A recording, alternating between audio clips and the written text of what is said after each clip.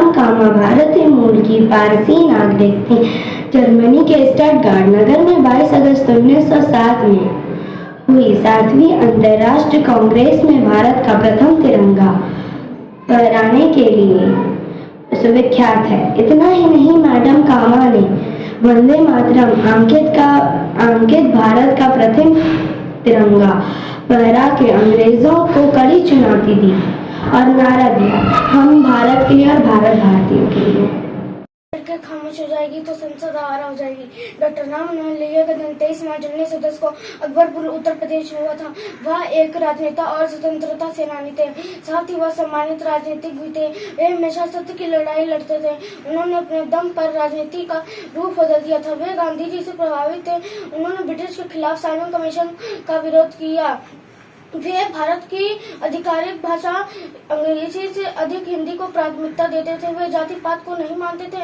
उन्होंने रोटी और बेटी के माध्यम से जाति पात के भेदभाव को रोकने का प्रयास किया। उनका निधन 57 साल की उम्र में 12 अक्टूबर 1967 को न्यू दिल्ली में हो गया। जय हिंद। राम बोस का जन्म 3 दिसंबर 1889 ईस्वी को बंगाल में मिदनापुर जिले के हबीबपुर गांव में हुआ था। उनके पिता का नाम त्रिलोकनाथ बोस और माता का नाम लक्ष्मी प्रिय देवी था। बालक खुदीराम के सिर से माता पिता का साया बहुत जल्द उतर गया था, इसलिए उनका लालन पालन उनकी बड़ी बहन ने किया।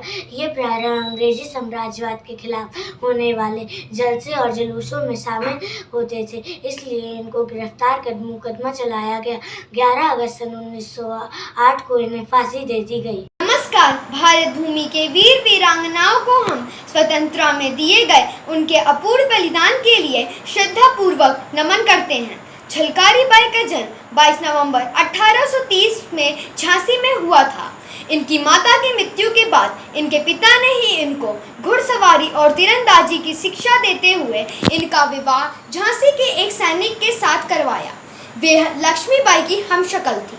इस कारण वे लक्ष्मीबाई के वेश में युद्ध करती थी। अपने अंतिम समय में वे अंग्रेजों द्वारा युद्ध करते हुए पकड़ी गई।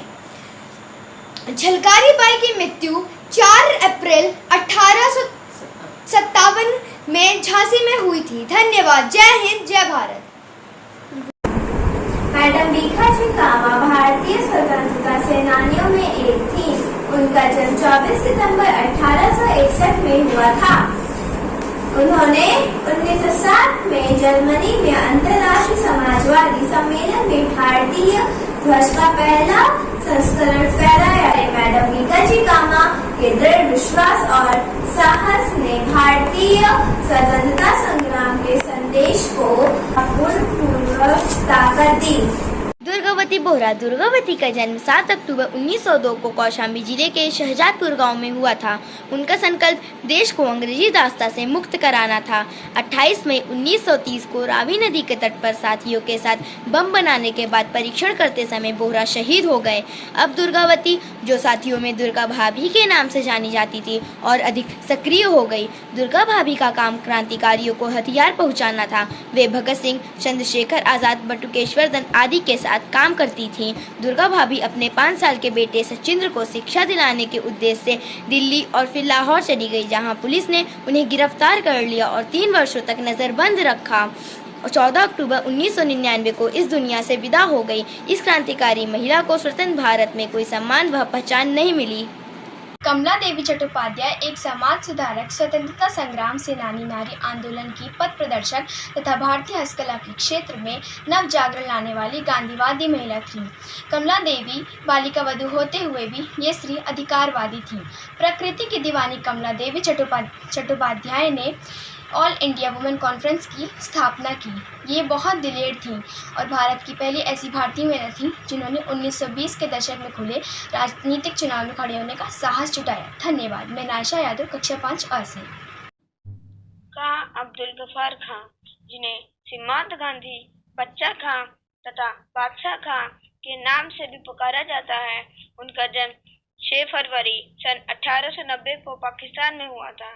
ये ब्रिटिश सरकार से आज़ादी के लिए संघर्षरत स्वतंत्र पख्तूनिस्तान आंदोलन के प्रणेता थे। ये महात्मा गांधी के परम मित्र थे और ब्रिटिश इंडिया में उन्हें फक्तियां डियर गांधी के नाम से भी संबोधित किया जाता था। उनका निधन सन 1988 में हुआ, जहां घर में उन्हें नजरबंद रखा गया था। बिरसा मुंडा का जन्म 15 नवंबर 1875 को झारखंड के खूंटी जिले के कुलिहातू गांव में हुआ था।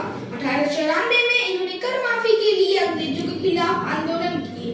1898 में मुंडा और अंग्रेजों के बीच में एक युद्ध हुआ, जिसमें बिरसा जीत गए।